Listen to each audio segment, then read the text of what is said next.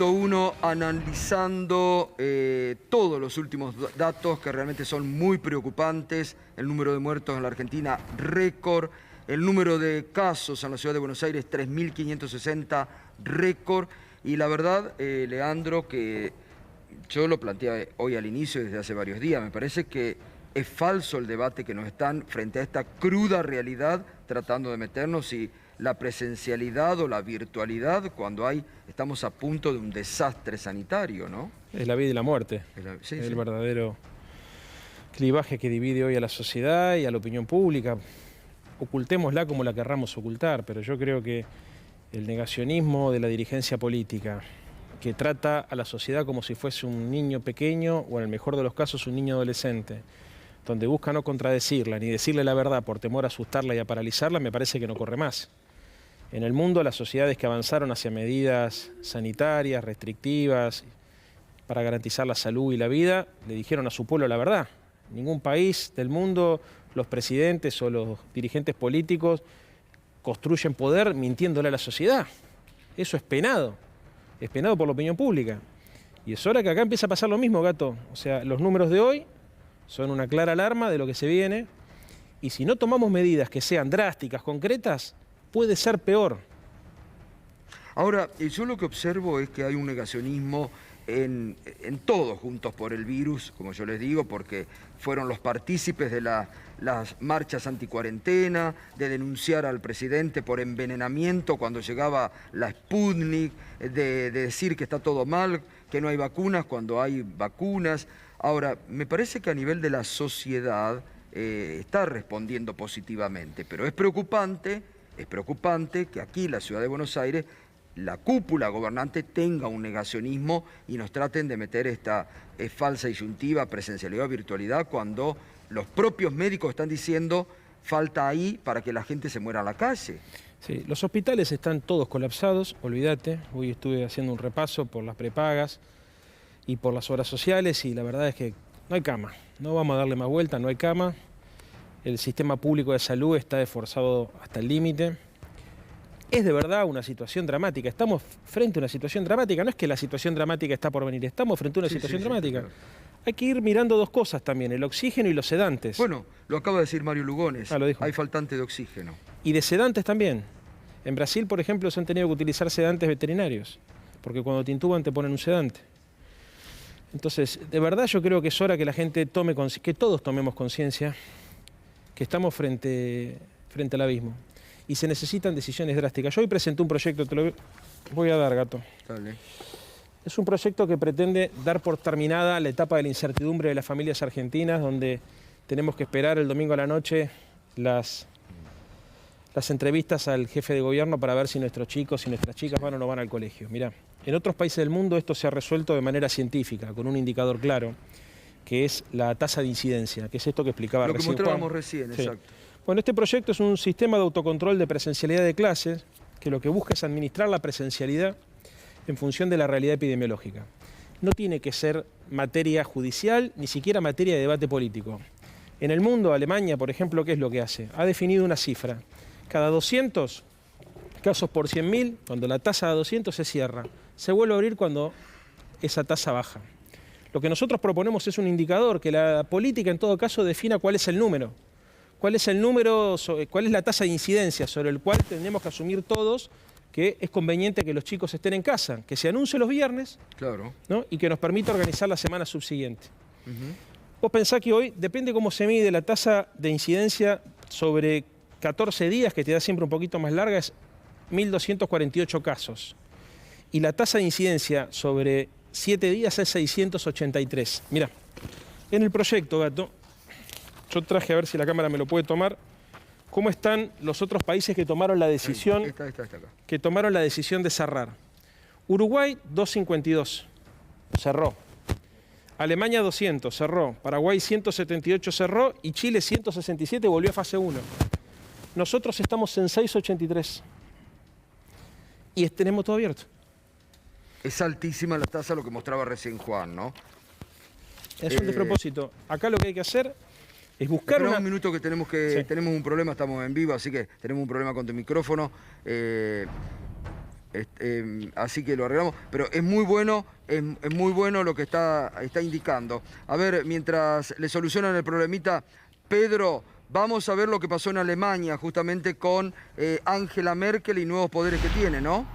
Sí, efectivamente, muy importante, como lo señalaban, para los cierres que pueda determinar la canciller, o vendría a ser la primera ministra o presidenta del jefe de gobierno de Alemania, de poder tomar la decisión de confinar directamente a todo el país. Y como les decíamos ayer también, lo que se debatía es que es un decreto por la vida, mientras la extrema derecha clama y dice que esto es dictadura. La posibilidad de cerrar, recordemos, toque de queda nocturno a partir de 100 casos semanales por 100.000 habitantes y se suspenderán las clases presenciales a partir de 165 casos, como dijo recién Juan, una medida muy dura que puede tomar Angela Merkel para todo el país, Gustavo. Gracias, Pedro, gracias por complementar. 165 en Alemania.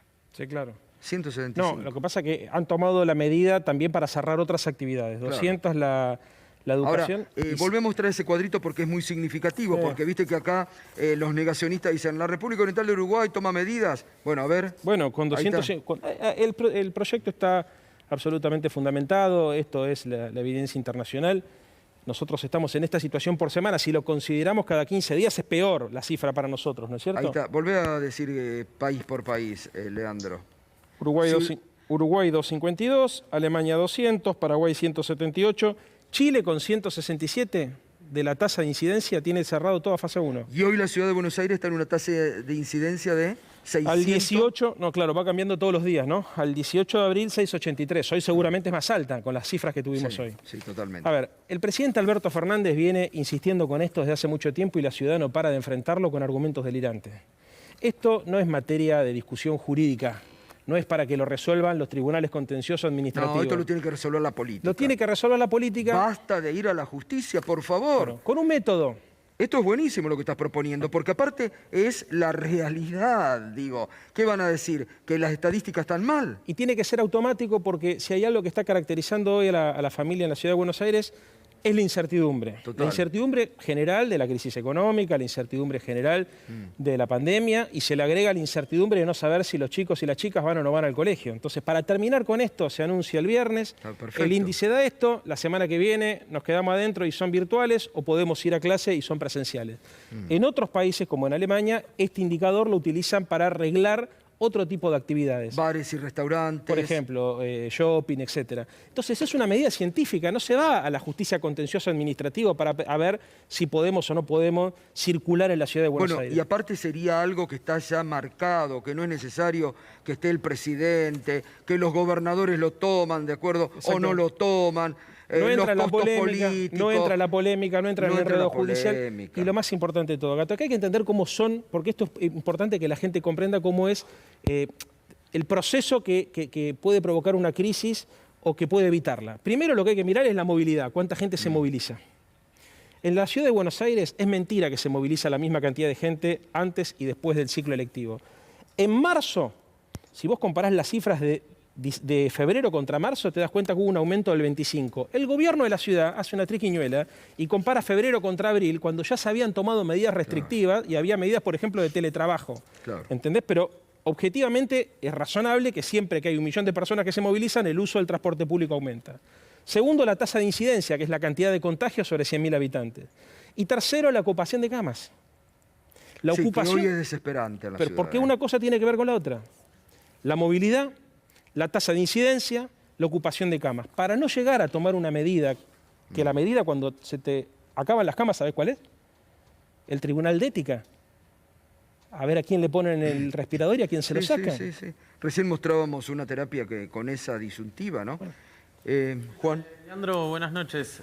Daba la impresión que el año pasado Horacio Rodríguez Larreta formaba parte incluso de la mesa de decisiones e incluso no judicializaba, por ejemplo, el cierre de clases presenciales cuando había muchísimos menos casos, incluso me refiero al año 2020. ¿Qué crees que cambió? Digo, hay una suerte de bolsonarización del jefe de gobierno porteño, fue llevado por el ala dura, nunca existió ala blanda y ala dura y en año electoral eso se nota más. ¿Qué crees que cambió en definitiva para ver esta radicalización enorme del discurso? Seguramente tiene que ver eso. Ahora, lo que es verdaderamente increíble es que este año la situación epidemiológica es peor. Mucho peor, sí. ¿Por qué? Por la aparición de las dos nuevas variables, de las dos nuevas cepas, la de Manaus y la del Reino Unido. Hoy las terapias intensivas se están empezando a ocupar con personas de menor edad. Hay un dato muy importante que la gente lo tiene que saber. Recién mostraba Juan, perdón, Leandro, Sí. el índice, a mí me impresionó mucho, ¿no? Si lo tenés para repetir, ¿lo podemos repetir, Juan? Con La incidencia en menores en los menores de 10 años. de 10 años. Bueno, antes de ir a eso, que es lo más catastrófico para mí, pero tengamos en cuenta esto. Al estar ocupadas las camas de terapia intensiva con gente más joven, tarda más tiempo en desocupar. Entonces las camas se ocupan rápido y se desocupan lento. Por eso cualquier medida que vos tenés que tomar, la tenés que tomar sabiendo que va a responder en 15 o 20 días. Entonces, Por eso Arnaldo Dubín ayer decía, no sé si ya es tarde, incluso para las medidas anunciadas. Bueno, vos me preguntás por qué tomaron esta decisión, yo no lo sé, seguramente la interna... A ver, hace mucho tiempo que la derecha argentina descree de la intervención del Estado, descree de las regulaciones, descree de la vida en comunidad y suponen que en realidad las personas pueden llevar adelante su vida sin importar el contexto, ¿no? Entonces, desde esa lógica, hay un punto donde te dicen yo tengo derecho a elegir si quiero vivir o morir, obviando el pequeño detalle que en este tipo de epidemia el problema no es tu decisión de vivir o morir, sino que sos vector de contagio y definís sobre la vida de los demás. Mira, ahí tenés. Incidencia de casos en menores de 10 años, ¿eh? Mirá lo que era el 17 de febrero cuando se iniciaron las clases en la ciudad de Buenos Aires y mirá lo que es ya en marzo, abril. ¿Cómo se va para arriba?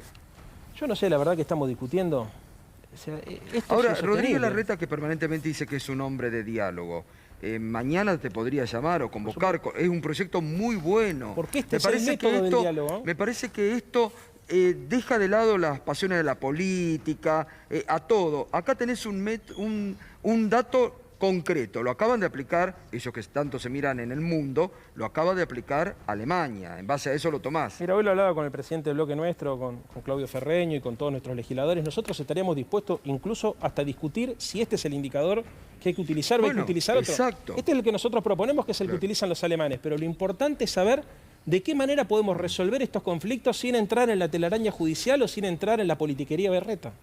Entonces, ¿cómo se ordena? Porque el debate político en sí, digamos, no garantiza nada. Lo que importa es el método de resolución. Vos tenés que tener una agenda para aprovechar ese debate político para obtener resultados concretos que le modifiquen la vida a la gente.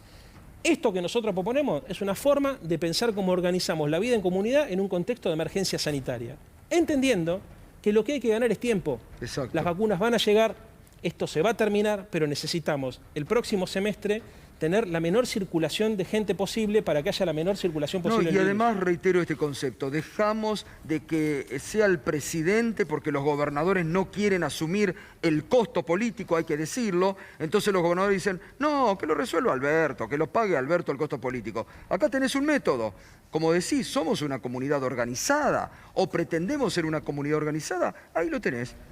Tal número de incidencia, bares, restaurantes, porque habría que aplicarlo para todo, Sin duda. escuelas, y se sigue con la virtualidad, que es lo que, ¿no? Bueno, a ver, se sigue con la virtualidad hasta que la tasa de incidencia se reduzca. Lo que yo creo que es un absurdo, como decías vos, es apostar al pensamiento mágico de que en el colegio los chicos no se contagian. Y además me parece que es un buen índice para que la gente lo tenga ya, decir, opa, está ocurriendo esto, Exactamente. estamos Entonces, en alerta. ¿Qué pasa? La Sociedad de Pediatría habla de semáforo rojo. Sí. Dice, con 200, ellos toman sobre 14 días, 200 casos sobre 14 días, semáforo rojo. Esto es incluso más flexible. Por eso digo, podemos discutir el método. Este es el método de los alemanes. Ahora, hay que entender algo de lo que plantea el gobierno de la ciudad. Quirós dice, los protocolos tienen que ser cumplidos de manera estricta, pero tienen dos fases. La primera fase es lo que ocurre dentro del colegio.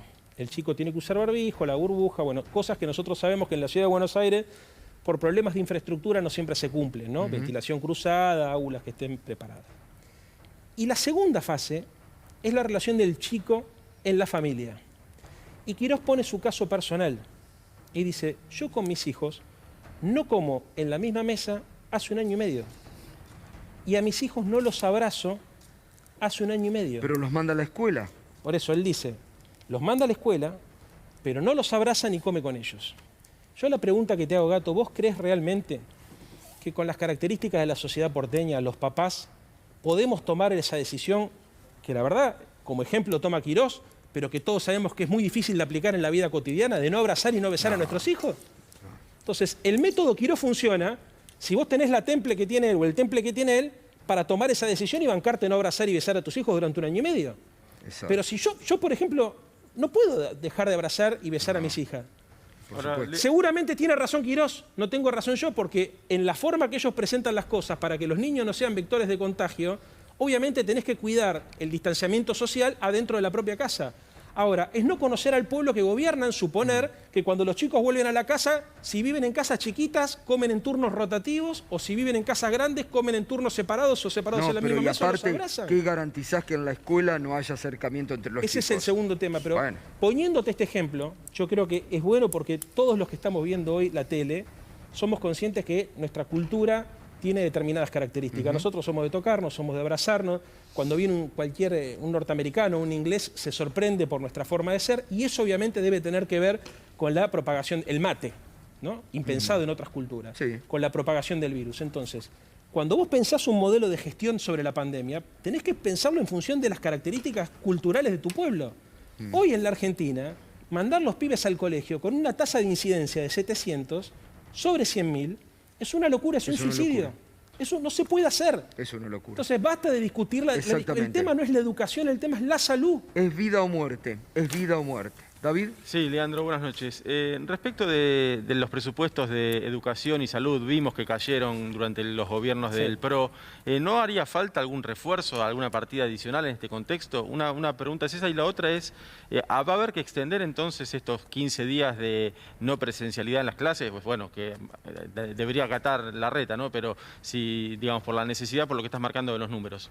Mirá, yo creo que lo primero que hay que tener es un método para que la gente sepa cuándo abrimos y cuándo cerramos para no enloquecernos. Cualquiera sea el método, pero que haya un método. O sea, basta de intuimos saber cómo viene la cosa, la vas planteando y vamos viendo cómo la llevamos. Eso es un desastre. Solamente en la Argentina se pueden tomar decisiones de este calibre con ese método. Y en relación a la inversión en salud y educación, obviamente, en educación ha caído 1 punto por año en los últimos 10 años. Ya me cansé de explicar en este canal cómo han derivado partidas presupuestarias de infraestructura escolar hacia los negocios inmobiliarios de Costa Salguero, preparando la infraestructura necesaria para poder montar un negocio ahí. Esto de dato que estoy dando es real. Y en términos de salud, me parece que lo primero que deberíamos remarcar es la necesidad de reconocer a las enfermeras y a los enfermeros como profesionales de la salud. ¿Hubo medidas de atención para esta situación por parte del gobierno de la ciudad hacia las empresas y hacia las personas también, ¿no? Más allá de la cuestión de salud, digamos, de aportes económicos o rebaja de impuestos o demás. Sí, a ver, te rebajaron ingresos brutos, pero vos pagás ingresos brutos de acuerdo a tu facturación. Si no facturás, no pagas nada. Entonces esa rebaja impositiva en realidad es formal. Mirá, habla mucho de autonomía, pero hasta ahora la única asistencia que yo he visto a empresas privadas es la que hicieron a través del pedido a Nación de 50 respiradores para darle a las prepagas.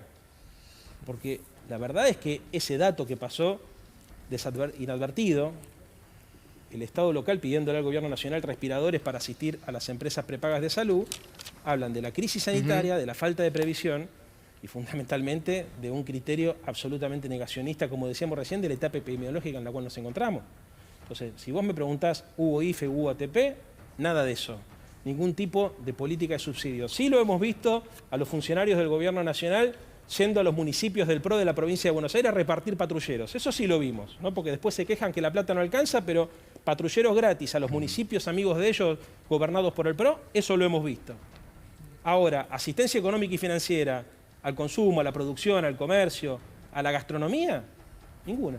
Ahora, Leandro, esto es urgente. Esto es un proyecto, es algo concreto, es algo potable, es algo que podría terminar con esta judicialización de la política en el ámbito de la Ciudad de Buenos Aires, es algo racional.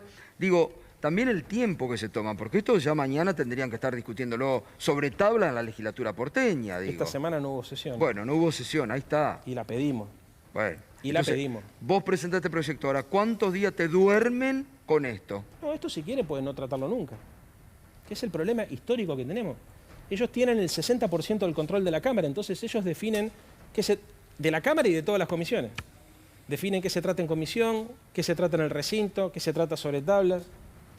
Es la mayoría automática de la reta, que además en la alianza con el radicalismo, porque ellos en la elección del 2017 fueron separados. Después se juntaron, pero sacaron 60 puntos. Porque algunos votaron a Lustó, otros lo votaron a Larreta. Al poco tiempo, inclusive hasta el socialismo, se termina sumando ese bloque y tienen una mayoría muy importante, una amplia mayoría. Muchas veces decimos están a un voto de la posibilidad hasta de reformar la Constitución. Sí, la gente de Lustó, porque Lustó también siempre dice somos de diálogo, también está sumado a ese no diálogo en la legislatura. Por supuesto, ¿no? a ver, la gente de Lustó entró como opositores a la legislatura y al poco tiempo después se hicieron oficialistas. Ahora, el diálogo se construye con una agenda, con un método. Esto, por ejemplo, nos permitiría discutir qué hacemos frente a las distintas actividades que necesitan ser reguladas como consecuencia de la emergencia sanitaria. Bueno, a ver, ¿quién es el presidente de la legislatura? Santilli. Ya esta noche te debería estar convocando para interesarse sobre eso que puede ser una solución. A mí, al presidente del bloque nuestro, o sea, yo no estoy buscando acá protagonismo personal, se me ocurría que la mejor manera era estudiar... Bueno, pero el proyecto es tuyo. Sí, es mío y está o firmado llevárselo directamente mañana a la mañana. Está firmado por todos mis compañeros y mis compañeras que lo venimos trabajando. Ojo, a ver, la inteligencia nuestra fue sentarnos a estudiar a ver qué pasaba en el mundo. Pero es lo que tenemos que aprender. Exactamente. Entonces, ver qué es lo que hacen los países desarrollados para resolver estos conflictos. Yo no he visto planteo de los gobernadores en Francia o en Alemania hacia las autoridades federales diciendo que en realidad estaban avasallando las autonomías cuando pensaban medidas sanitarias para organizar una pandemia. Lo está contando Pedro. En Alemania, el Parlamento alemán se lo ha dado y le ha concedido estos poderes especiales a Angela Merkel, digo, ¿no? Bueno, la verdad es para tenerlo en cuenta, ¿no? El presidente está trabajando en esta dirección, te quiero decir. Eso te iba a preguntar. ¿Le transmitiste esta idea al presidente? Por supuesto, sí. ¿Y qué te dijo? No, la tomó y está trabajando en esta dirección. Y bueno, obviamente, Alberto, desde hace mucho tiempo que viene insistiendo en este tipo de mecanismos y recibe la negativa del gobierno de la ciudad. Bueno, porque o el propio Sergio Massa lo podrían tratar como un proyecto también ya a nivel nacional, ¿no? Sí, por supuesto. Para debatirlo en el Parlamento Nacional. Pero, a ver, esto no es una discusión de la justicia de la ciudad, es una discusión de la política. De la política. Eso, Pongamos eso. La política tiene que recuperar el protagonismo. Dejémonos de joder con tanta judicialización. El jefe de gobierno nos tiene que convocar a nosotros, que somos el principal partido político de la oposición, como tiene que convocar a los gremios para discutir qué hacer con la educación. No puede ser que UTI y CETERA no estén convocados a la mesa, que no se les preste atención a sus reclamos, a su mirada de las cosas. Es verdad. Es una locura. Leandro, es un poco... Es muy fuerte el contraste que hay entre lo discursivo en la Ciudad de Buenos Aires. Cuando uno escucha a los funcionarios de la Ciudad de Buenos Aires hablar de la situación sanitaria, ayer de hecho Fernán Quirós decía, bueno, ya hay una meseta, sí, la meseta está en 3.000 casos por día, digamos, no hay ritmo sanitario que aguante. Hoy la meseta se fue para arriba. Totalmente, y decía el contraste entre este discurso de los funcionarios de la ciudad y lo que sucede en los hospitales. Y en algún momento ese discurso se termina cuando no hay camas, digamos, hay un game over en ese sentido. ¿Por qué crees que hacen esto? Digo, es una cuestión electoralista, es una cuestión de que entienden que el pase de facturas va al gobierno nacional de una catástrofe sanitaria, porque verdaderamente ese discurso se termina muy fácil cuando vos necesitas una cama para tu viejo o para tu vieja, levantás un teléfono y no la conseguís. ¿Sabés por qué? Falta de liderazgo. ¿Falta de liderazgo? De liderazgo. Acá no se necesita un intendente, acá se necesita un gobernador, un estadista, una persona que esté a la altura de las circunstancias. Y vos decís que le licuaron el poder a Larreta. Nunca lo tuvo, me parece quién es el líder, Larreta entonces? podía gobernar con superávit fiscal, con capacidad para endeudarse, con el blindaje mediático, pero en las malas se ven los líderes. A ver, hoy tenemos problemas concretos de esto que estamos diciendo en este momento. O sea, vos vas a los principales hospitales y hay cola de las ambulancias, te podés morir en una ambulancia. Te podés morir en una ambulancia. Si vos estás en casa y tenés prepaga, llamá por teléfono a ver cuánto es la demora para que te manden una ambulancia. En realidad no lo hagas porque vas a... Ya lo dijo hoy Mario Lugones. 7 de la mañana le dan ambulancia. Hoy puso un caso concreto. 7 de la mañana, 7 de la tarde ambulancia. Es así. Y hay gente... A ver, yo hace 15 días, el hermano de un amigo mío, de Dani Ferreiro, 4 horas arriba de la ambulancia, tenía el plan más alto de una prepaga muy importante. No tenían dónde internarlo. Que esa es la otra gran mentira que muchos creen, que porque paguen el plan van a tener la cámara asegurada, no la tienen. ¿Y no? ¿Nos esperás un minuto? Sí, dale. Vamos a la pausa, enseguida lo